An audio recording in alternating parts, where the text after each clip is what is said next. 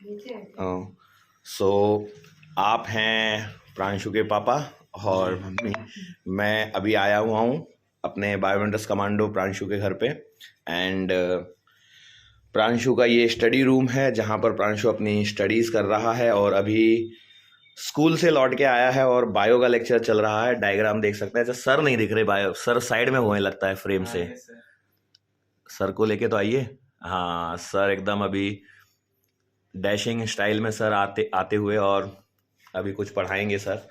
और यहाँ पर आप देख सकते हैं प्रांशु का शपथ पत्र भी साथ में प्रांशु ने लगा कर। रोज पढ़ते हो आप इसे? Yes sir. और यहाँ नोट्स वगैरह प्रॉपर एक अरेंज है।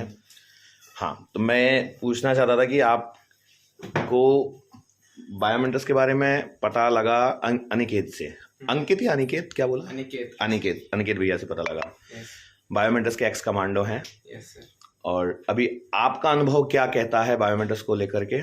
मेरा सर अनुभव कहता है कि ये मतलब शेड्यूल वे में एक अच्छा कोचिंग है जो किसी भी बच्चे को एक प्रॉपर वे में शेड्यूल वाइज पढ़ा सकता है। जैसे कि आपको मतलब लगेगा नहीं कि ये एक मतलब कि माइंड सेट होता है जैसे कि एक बच्चा का कि मुझे कौन सा काम पहले करना चाहिए। हाँ। ये क्या करता है कि इससे आप पता लगा सकते हैं कि हमको कौन काम प्रायोरिटी में करना चाहिए। पहले हम लोग को बायो पढ़ना चाहिए, फिजिक्स पढ़ना चाहिए, केमिस्ट्री पढ़ना चाहिए। इससे आपको रिवाइज करके फिर हम लोग को दिमाग में सेट हो जाता है, यस हमको पहले ये पढ़ना है, फिर ये पढ़ना है, बायो पढ़ना है, फिर ये पढ़ना है। रिवीजन करने के बाद सर टेक्निक बताते हैं कि कैसे रिवीजन करना है, कैसे नोट्स बनाने हैं, किस तरह से। इस नोट्स बनाने से फ़ायदा ये होता है सर कि आप लेक्चर कर रहे हैं, साथ ही साथ आप नोट्स बना रहे हैं। इससे हाँ। आपका ध्यान कभी कभी कॉपी पे भी आ रहा है, सर के पास भी जा रहा है, तो जिससे रिवाइज रिकॉल होने में मतलब प्रॉपर वे में एक और अच्छा आपका स्क्रीन टाइम भी इससे कम हो जा रहा है ना? मतलब स्क्रीन टाइम भी बचता है ना कि आंखों को आराम मिलता है। हाँ यस सर। और डीपीएस रोज बना रहे हो? हाँ डीपीएस तो सर रोज बना रहे हैं। और आपने जो सेशन अटेंड किया था, जो अभी ऑफलाइन सेशन हुआ था, सर कैसा लगा कल का सेशन? जो बहुत अच्छा था सर। क्या कुछ नया सीखने को मिला? सर नया ये लगा कि कभी भी अपने गोल को मतलब कि हमेशा प्रायोरिटी में रखना है। कभी भी कुछ भी हो जाए, कभी भी मतलब कि शेड्यूल वे में 4 घंटा सब इक्वल सब्जेक्ट को इक्वल टाइम देना है।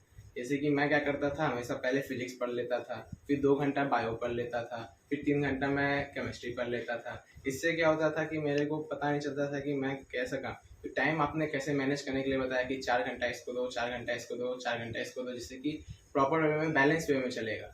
अनबैलेंस वे में थोड़ा थोड़ा हो रहा था, पर मैं अब समझ गया कि कैसे करना है। अब मैं उसे लाऊंगा अपने अंदर।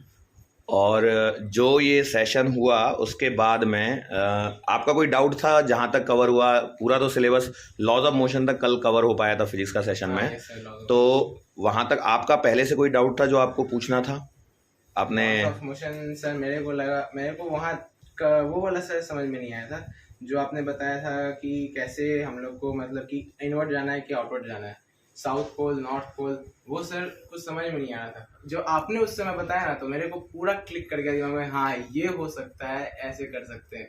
और तो आपने वो कट वाला जो बताया था कि कैसे भी हम लोग किसी भी मास को कट करेंगे तो नीचे गिरेगा, उसके बाद फिर उसको कैसे ऐड ऑन करेंगे, तो ये 2 पॉइंट मतलब जो ये डाउट था आपका कि क्रॉस प्रोडक्ट में डायरेक्शन को लेकर के जो प्रॉब्लम हुई थी, यस सर, वो कल दूर हो गई आपकी पूरी। Yes sir.